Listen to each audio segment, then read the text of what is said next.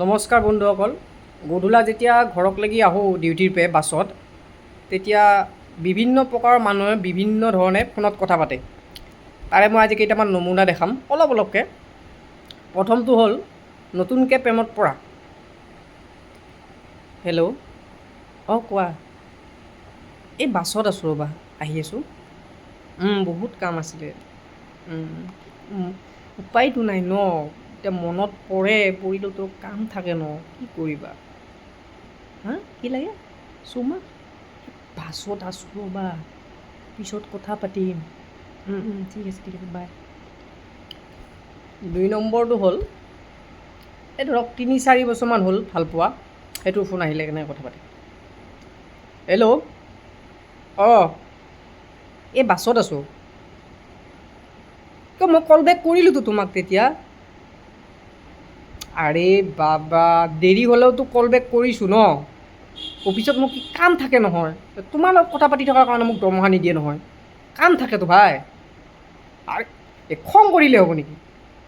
এতিয়া খঙে কৰি থাকা পিছে, মই পিছে চাকৰিটো এৰোঁ, তোমাৰ লগত কথা পাতি থাকোঁ।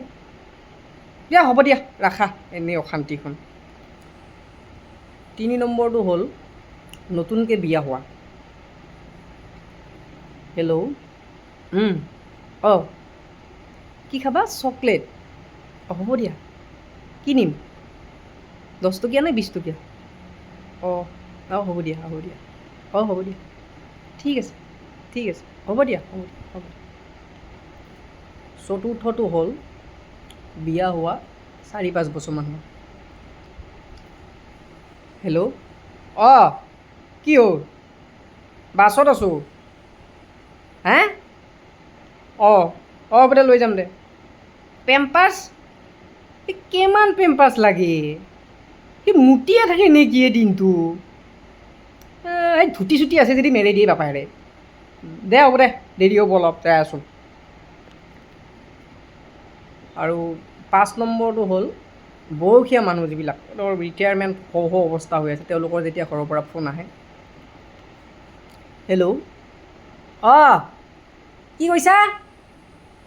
চাহপাত? ভাইটি খিৰিকীখন অলপ বন্ধ কৰি দিছোঁ নি? চাহপাতহে কৈছিলে নে চেনিহে কৈছে নে চাউল ধুবা পৰা নাই, বন্ধ কৰিছোঁ। চাহপাত দে, বতাহ মাৰি আছে।